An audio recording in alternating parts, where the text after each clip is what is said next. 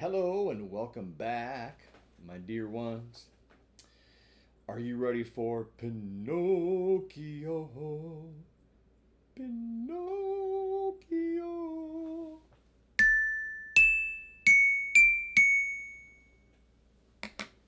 That went pretty good, actually. Let's see. We are very, very close to the end of the story. We are on chapter 34. If you recall, last time Pinocchio had turned into a donkey. An ass. Which is another way of saying, like, a silly fool who won't follow directions and is constantly rebellious and difficult to manage and so forth. But then he was in the circus and then he became lame. And so he was sold to a guy who wants to buy him only to kill him and use his skin to make a drum for his band. So, chapter 34. Pinocchio is thrown into the sea, eaten by fishes, and becomes a marionette once more. As he swims to land, he is swallowed by the terrible shark. And if you look at the picture here, he was thrown in as a donkey. So he's not a donkey here. This must be when he's being pulled out. Interesting. Here we go. Chapter 34. Down into the sea, deeper and deeper, sank Pinocchio. And finally, after 50 minutes of waiting, how much is an hour? The man on the cliff said to himself, "By this time, my poor little lame donkey must be drowned. So terrible. Up with him, and I can then get to work on my beautiful drum." He pulled the rope which he had tied to Pinocchio's leg. Well, it's around his armpits in the picture. Pulled and pulled and pulled, and at last he saw appear at the surface of the water. Can you guess what? Instead of a dead donkey, he saw a very much alive marionette, wiggling and squirming like an eel. See, Pinocchio was saved. What happened, though? Seeing that wooden marionette, the poor man thought he was dreaming and sat there with his mouth wide open and his eyes popping out of his head. Gathering his wits together, he said, "And the donkey I threw into the sea?" "I am that donkey," answered the marionette, laughing. "Ah, you little cheat! Are you poking fun at me?" "Poking fun at you? Not at all, dear master. I am talking seriously." "But then, how is it that you, who a few minutes ago were a donkey, are now standing before me a wooden marionette?" "It may be the effect of the salt water. The sea is fond of playing these tricks." "Be careful, marionette, be careful. Don't laugh at me." "Well then, my master, do you want to know my whole story? Untie my leg and I can tell it to you better." The poor old fellow, curious to know the true story of the marionette's life, untied the rope. Pinocchio, feeling free as a bird, began his tale. "Once upon a time, I was a marionette, just as I am today. One day I was about to become a boy, a real boy, but on account of my laziness and my hatred of books, and because I listened to bad companions, I ran away from home. What a shameful day for me. I was taken to the fair and sold to a circus owner. Oh no, I'm sorry. I lost my place. Just a moment.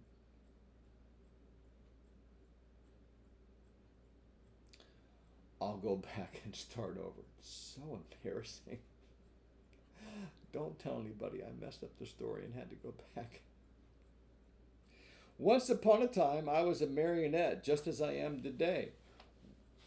One day I was about to become a boy, a real boy. But on account of my laziness and my hatred of books, and because I listened to bad companions, I ran away from home. One morning I awoke to find myself changed into a donkey. What a shameful day for me. I was taken to the fair and sold to a circus owner who tried to make me dance and jump through the rings. One night, during a performance, I had a bad fall and became lame. Not knowing what to do with a lame donkey, the circus owner sent me to the marketplace, and you bought me to make a drumhead out of me.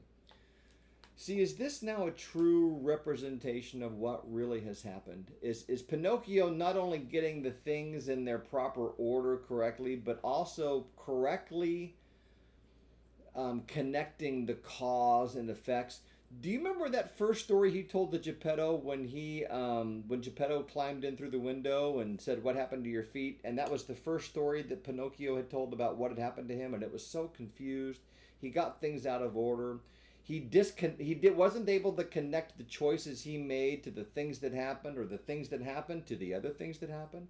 Like he said, because I was hungry, the man poured water on my head, and like, no. See, he's maturing. He's getting better at understanding the world and his place in the world and the decisions that he makes on what happens to him. He's growing up. Oh, here we go. We'll change the page. Here's the whole picture. So I'm going to be reading from the right-hand side, but I'll focus in on the picture there, if I can squeeze it in. Tell me, impudent little rogue, does your story end there? One more word, answered the marionette, and I am through. After buying me, you brought me here to kill me. But, feeling sorry for me, you tied a stone to my neck and threw me in the bottom of the sea. Like, I don't understand that. That was a very good and kind of you to want me to suffer as little as possible, and I shall remember you always. Oh, I guess maybe instead of killing him with a knife or something like that, he just, okay.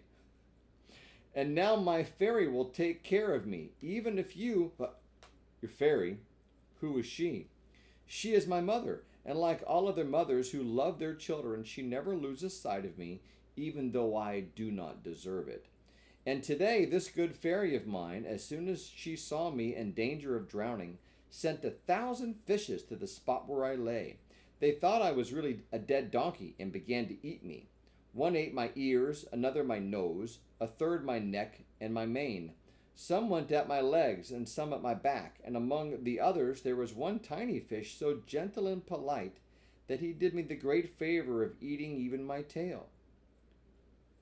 From now on, said the man, horrified, I shall never again taste fish.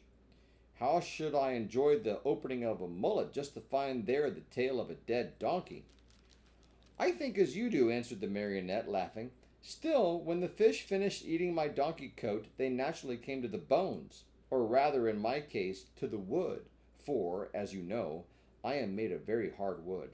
After the first few bites, those greedy fish found out that the wood was not good for their teeth, and, afraid of indigestion, they ran here and there without saying goodbye to, or even as much as a thank you to me. Here, dear master, you have my story. You know now why you found a marionette and not a dead donkey when you pulled me out of the water. So here's the picture of Pinocchio. Now see here, the rope, it really is tied around his leg. Okay. He's being pulled out of the water as a marionette, and then all the way up the rope, there's the hand of the man pulling. So we'll zoom in on Pinocchio here. I laugh at your story, cried the man angrily. I know that I spent 4 cents to get you, and I want my money back. Do you know what I can do? I am going to take you to the market once more and sell you as dry firewood. Very well, sell me. I am satisfied, said Pinocchio. But as he spoke, he dived into the sea. Swimming away as fast as he could, he cried out laughing, Goodbye, master. If you ever need a skin for your drum, remember me. Sounds like he's a bit mocking. He swam on and on. After a while, he turned around again and called louder than before, Goodbye, master. If you ever need a piece of good firewood, remember me. In a few seconds, all that could be seen of him was a very small black dot moving swiftly on the blue surface of the water. One would have thought that Pinocchio had turned into a porpoise playing in the sun. After swimming for a long time, Pinocchio saw a large rock in the middle of the sea. High on the rock stood a little goat beckoning to the marionette. There was something very strange about that little goat. Her coat was not white or black or brown as that of any other goat, but azure, which is blue, which is the same color that I have right here. A deep, brilliant color that reminded one of the hair of the lovely maiden. Pinocchio's heart beat fast and then faster. He swam as hard as he could toward the white rock. He was almost halfway over when suddenly a horrible sea monster stuck its head out of the water, an enormous head with a huge mouth, wide open, showing 3 rows of gleaming teeth, the mere sight of which would have filled you with fear. The sea monster was no other than the enormous shark, which had often been mentioned in this story, and which, on account of its cruelty, have been nicknamed the Attila of the Sea by both fish and fishermen. You'll have to look up who Attila is. Attila. The Hun. Poor Pinocchio! The sight of that monster frightened him almost to death. He tried to swim away from him, to change his path, to escape, but that immense mouth kept coming nearer and nearer. And now it's time to change the picture. Oh my gooseness! Pinocchio swimming away, swimming away. Hasten, Pinocchio, I beg you, bleated the little goat on the high rock. And Pinocchio swam desperately with his arms, his body, his legs, his feet. Quick, Pinocchio, the monster is coming nearer. Pinocchio swam faster and faster, harder and harder. Faster! The monster will get you! There he is! Quicker! You are lost! Pinocchio went through the water like a shot. He came close to the rock. The goat leaned over and gave him one of her hoofs to help him up out of the water. Can you see the words on the page? Alas, it was too late. The monster overtook him, and the marionette found himself in between the rows of gleaming white teeth. Only for a moment, however, for the shark took a deep breath and, as he breathed, he drank in the marionette as easily as he would have sucked an egg. Then he swallowed him so fast that Pinocchio, falling down into the body of the fish, lay stunned for a half hour. When he had recovered his senses, the marionette could not remember where he was. All around him was darkness, a darkness so deep and so black that for a moment he thought he had put his head into an inkwell. He listened for a few moments and heard nothing. Once in a while a cold wind blew in his face. After a while he understood that it came from the lungs of the monster. Sharks. Do sharks have lungs? I forgot to tell you that the shark was suffering from asthma, so that whenever he breathed, a storm seemed to blow. Okay. Pinocchio at first tried to be brave, which is good. But as soon as he became convinced that he was really and truly in the shark's stomach, he burst into tears.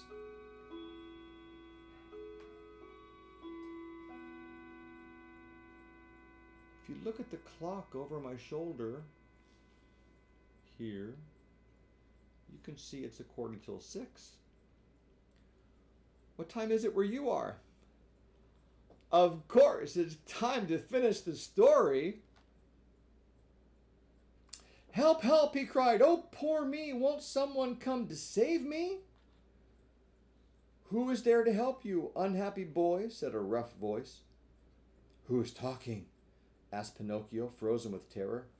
It is I, poor Toonie, swallowed by the shark the same time as you. And what kind of a fish are you? I have nothing to do with fishes. I am a marionette. If you were not a fish, why did you let this monster swallow you? I didn't let him. He chased me and swallowed me without even a by your leave. And now what are we to do here in the dark? Wait until the shark has digested us both, I suppose. But I don't want to be digested, shouted Pinocchio, beginning to sob. Neither do I, said the Toonie, but I am wise enough to think that if one is born a fish, it is more dignified to die under the water than in the frying pan. What nonsense, cried Pinocchio. Mine is an opinion, replied the Toonie, and opinions should be respected. But I want to escape. While talking in the darkness, Pinocchio thought he saw a faint light in the distance. What can that be? He said to the Toonie. Some other poor fish, waiting as patiently as we to be digested by the shark. I want to see him. He may be an old fish and may know of some way of escape. I wish you all good luck, dear Marionette. Goodbye, Toonie. That's the end of chapter 35. Chapter 36 says this. In the shark's body, Pinocchio finds whom? Read this chapter, my children, and you will know. Well, we're going to have to do that later. Between now and the next chapter, why don't you imagine whom he might find?